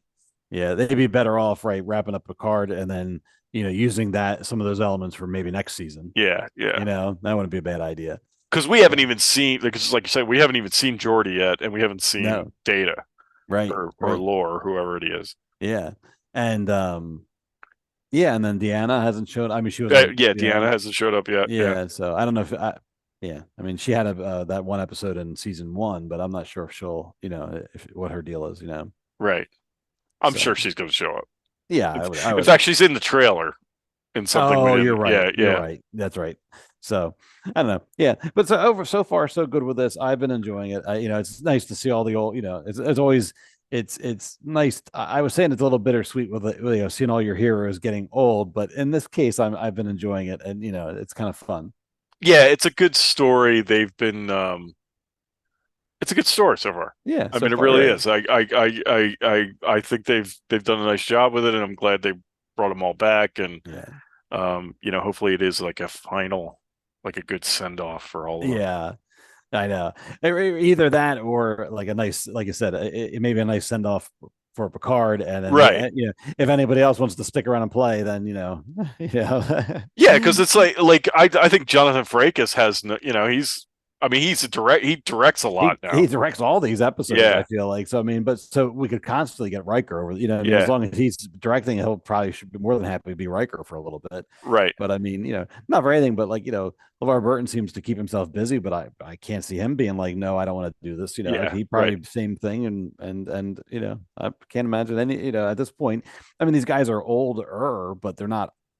Right. I mean, Patrick Stewart's getting up there, but everybody else is still active enough that they would probably be happy to do, if not a regular TV show, at least guest appearances. Yeah, like he was always clearly the oldest person on the crew, so like all those guys were like significantly younger than him. So like I think Beverly Crusher looks great. She's doing. I like her character in this whole thing. She's definitely I was kind of curious what they were going to do with her, and then I ended up, I like her. She's doing. They're using her well. Yeah. So good stuff. So I check it out. It's good. All right. Yeah. So we'll give a thumbs up on this one for now. Yeah. we're I don't know. I've been scarred too much by Discovery. They've always seem to let me down. Yeah. Did we mention that Discovery's ending? Yes, we mentioned that last episode. Last episode. Okay. So the final thing tonight that I have to talk about, just some superhero news with Marvel and DC. I just wanted to mention that. So there's nothing official as of right now, but Marvel's like kind of reshuffling the deck a little bit. They pushed the Marvels back to November, but then their TV shows, which they had coming out sort of scheduled, they never gave us an actual date, but they had it scheduled for like spring, summer, stuff like that. They went on their website, apparently on Disney Plus or somewhere the stuff's listed. They went and changed it to just like coming soon. Oh, okay. So I think they're I know that they're moving to have quality over quantity.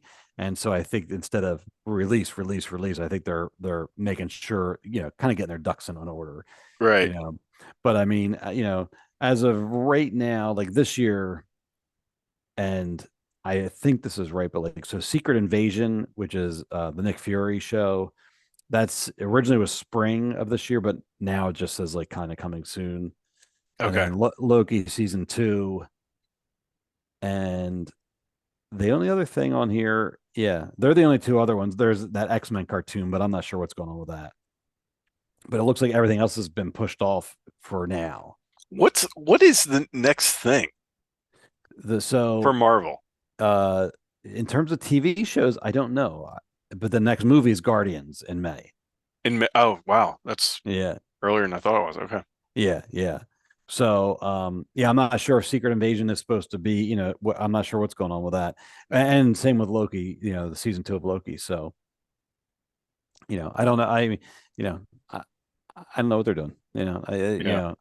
It seemed, I know, like I said, I know they said quality over quantity, and I guess there were some complaints like it was just getting to be too much. And so I kind of agree. I agree with that. Yeah, it was and I think the quality of the shows weren't right. Of all the shows weren't great. Yeah. So, and we just said that about Boba Fett too, and yeah. So I think now I think they may have learned their lesson. Like, all right, let's slow down a little bit. Let's make sure that the stories are tight. Make sure the effects look good, and and do that. So, but anyway, so that's I just wanted to comment really quick about Marvel. That's the only thing really going on with them. It seems like it's more like a wait and see. And then on the DC side of things, Shazam: Fury of the Gods came out, and it's bombing horribly. They already announced, I think by April it'll be on demand. I think they said. That's a shame. Yeah, so it's a shame. I mean, I like the first one. Yeah, I thought the first one was great, but I can't say that the previews for the second one got me excited. I was just kind of like, oh, okay. And it doesn't help that they're rebooting the universe, so it's like you don't know where everything's going to fall anyway. Yeah, I don't know why, but because I did end up like I was surprised at how much I liked the first one. Like I really enjoyed it, but like this one just never. It was never like I knew it was coming out, and I was never excited about it. I don't know if it almost feels to me like the joke got old fast. Like like the Shazam being this grown man that acts goofy, like childish. Yeah. Like when originally I'm like, this is clever, I like this, and then in the trailers for this new one, I'm just kind of like, like it just didn't hook me. The bad guys apparently aren't based on comic book villains. They kind of made them up for the movie, so I'm kind of like, well, I don't know who they are. Part of it, like, and then there was like the team, like, and I know that's like part of the thing, but it was like, I don't think that really didn't. I was like, yeah, that's more like of a recent thing in the comics where like, it used to be Shazam and maybe Mary Marvel and like Captain Marvel Jr. And I don't know. There were in the old days there was like all these ancillary characters, and they kind of rebooted it and to have it like him and his little extended family like that. But it just at this point it's just I don't know. It felt like Power Ranger-ish, like kind of like just I don't know. Like I just didn't love that idea, and I was kind of like, it's a shame. Look, it's when we've said this before. I don't want to see anything fail. Like I don't want to see any of these movies fail. Right. But this one just I knew it was coming out, and I was sort of like, yeah, I'll wait for it to come to TV. I mean, I'll probably watch it when it streams, but I was like, I'm not buying a ticket for this. No. So it's a shame. We were texting about this, but so spoilers, I guess, but they showed it in the trailers. So apparently Wonder Woman makes a cameo in the new Shazam movie. And I am baffled by this because it's like, didn't you learn your lesson from the Black Adam debacle? Because they had Superman, Henry Cavill at the very end of that shows up, and everybody got all excited because they thought he was coming back as Superman. And then like a week later, they're like, no, he's not coming back. And then now they're like, we're rebooting the entire universe. James Gunn is taking it over. And then they release Shazam, which everyone's kind of like questioning like where does this fit in the general, and then you have Gal Gadot show up as Wonder Woman, and you're kind of like, well, wait a minute, I thought this was ending. Why are what's going on here? Yeah. So I was just kind of baffled as to what's going on over there. I don't know if it's just disarray and they're just trying to get these movies released before the reboot happens. I don't know. It's a big question mark at this point. Yeah, it's a shame. It's a shame.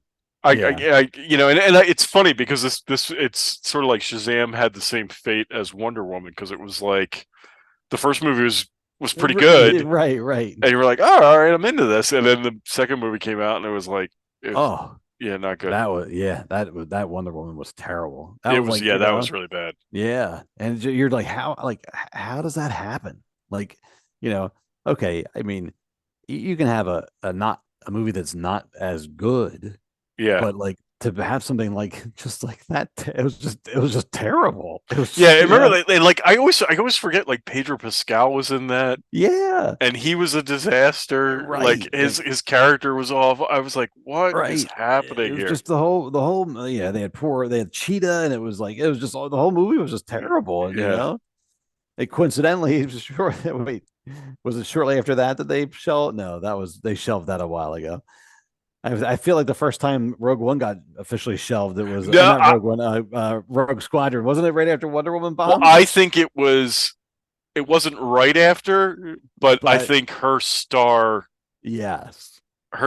definitely went down after Wonder Woman, 1984. Yeah, because I feel like right before that came out, they announced they had the whole video with Patty Jenkins, and she talked about her father was an Air Force pilot or something. It was like, it actually seemed interesting, but then all of a sudden it's like, no, shelved.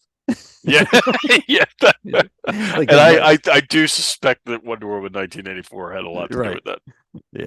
Yeah. So that's a bummer. It's a bummer. Is. So, but hopefully, I mean, Marvel seems to be, regrouping a little bit, and I mean, they just had a few bumps, but I feel like they were going to be fine.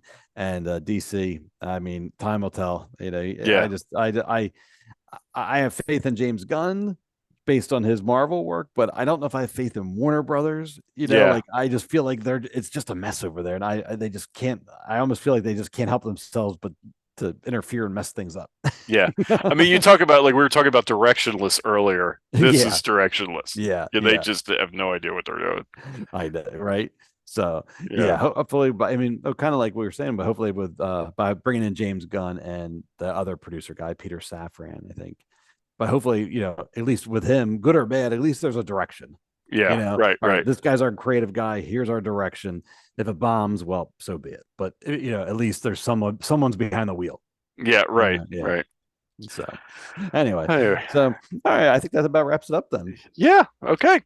All right. So I think we'll so next time because the Super Mario Brothers movie only comes out in like 2 weeks. So does it really? We may be talking about the Super Mario. I'm very excited about that. Oh, there you go. Okay, I haven't seen a lot of press for that. I know. I'm very excited. I think it's going to be good. I'm crossing my fingers, but I think it's going to be good.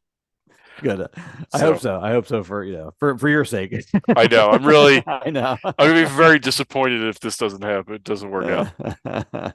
So, all right, everybody. We're gonna wrap up the show for tonight. So, thanks for joining. You can follow us on Facebook and we're on Twitter at Geek Hangout Pod. We have an Instagram account. You can check us out there. Also, we're recording the show tonight. So, if you want to watch us instead of just listen to us, you can check us out on YouTube. Right. So check us out there. So with that, I will wrap up the show tonight, and we will talk to you next time. Good night, everybody. Good night, everyone. Thanks for listening. Thanks for watching.